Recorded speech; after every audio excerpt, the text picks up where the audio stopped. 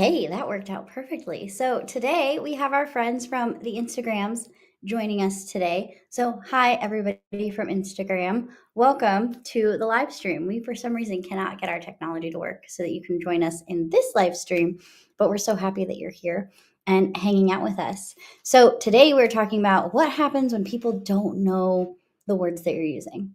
So, I was sitting in my kitchen last night and my daughter brings over this little container and it's got Elsa on the front. She opens it and I was like, oh, how did you find the DVD? We don't even have a DVD player. And she was like, but I wanted all the princesses. Why is it just Elsa? I need all the princesses. And my son's trying to make her feel better and say, oh, Elsa is a princess. It's fine. Like, no worries. And she's like, no, I want all the princess. What are these? And I said, it's a DVD. And she's like, what's a DVD? And people of the internet, let me tell you, I felt very old very quickly that my 6-year-old did not know what a DVD was. She was trying to figure out exactly what this thing was. She just knew that it had princesses on it and that she wanted more of them. And so I tried to explain what a DVD was to her, and she was like, over her head, had no idea, trying to figure it out. And it got me thinking about the fact that there's many, many, many times that we talk to our people, talk at our people, and we don't use the same language that they're using. So what is it that our people are saying that would make it to where they understand us? We're going to move you and see if we can make it to where you don't have to see the side of my face. Oh, look at that. Now I can look at both of you and it looks like I'm looking at you, which is great. Fab. Okay. So really the thing here is how do we use the same language as the people that we're talking to? What does that look like for them long term as far as our messaging? And if the whole point of the challenge that's coming up starting here on Wednesday is to become the anthem for your people. So how do you do that? You have to have messaging that resonates with them, that shows them that you actually are involved in their life and get them.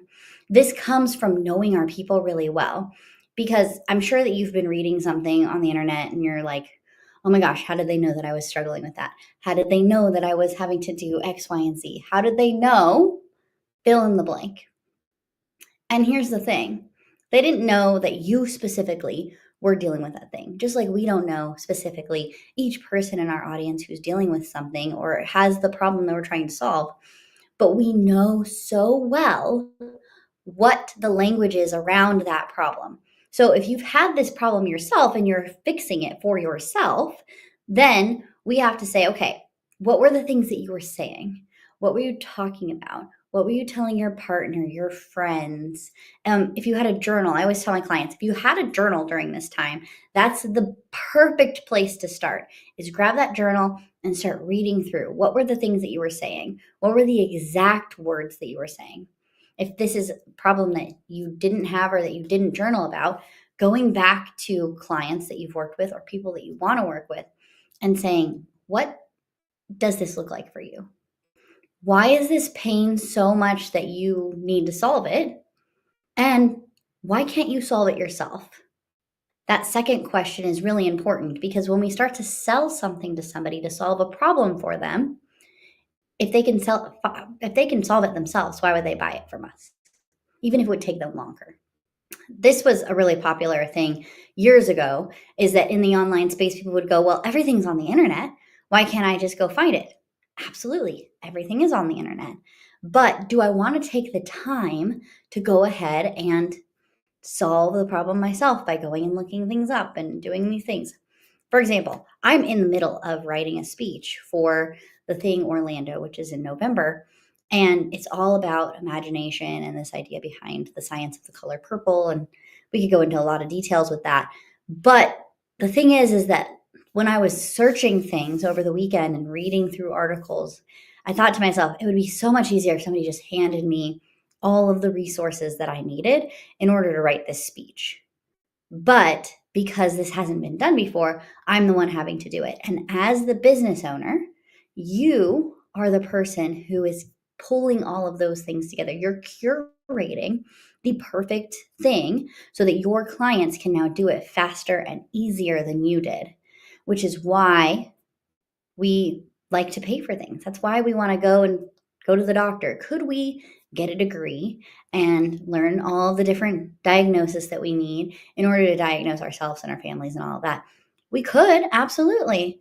But that takes years of experience and school and all of these other things. And so when you start looking at it like that, that's why that second question is so important. So, why can't you solve this yourself? And then, why is this pain so much that you want to solve it? What is it that makes them wake up every day or every week and go, I need to solve this problem. I need to get this done. So, one of the things that we're seeing a lot of, especially as we get to the end of the year and into the holidays, is all the weight loss things. So, people know that this time of year, because what's going to happen? We're going to go to Thanksgiving, we're going to go to Christmas, and we're going to see family. And family tends to be a little bit judgmental and not as fun to be around. So, they'll be saying things like, hey, why haven't you lost the weight? What is it for you that's making it to where you can't do it? And then there's criticism that goes along with that. So the people who are selling these products and services already know that that's what their people are thinking. So how do you get into your people's head and know what does that look like for them? So that's really what I want to challenge you with today is how do you explain what a DVD is to somebody who has never used a DVD player? And that's going to be your assignment for today. And I hope to see you on our Scene in 13 that starts on Wednesday. It's $13. You can go to scenein13.com and go ahead and get together with us. And we're going to try and end this live to where our friends on the Instagrams can see our fun little ness going on. Sorry, hello to my face. So we're going to do this. We're going to make it happen in our own little fun way. You get to see the behind the scenes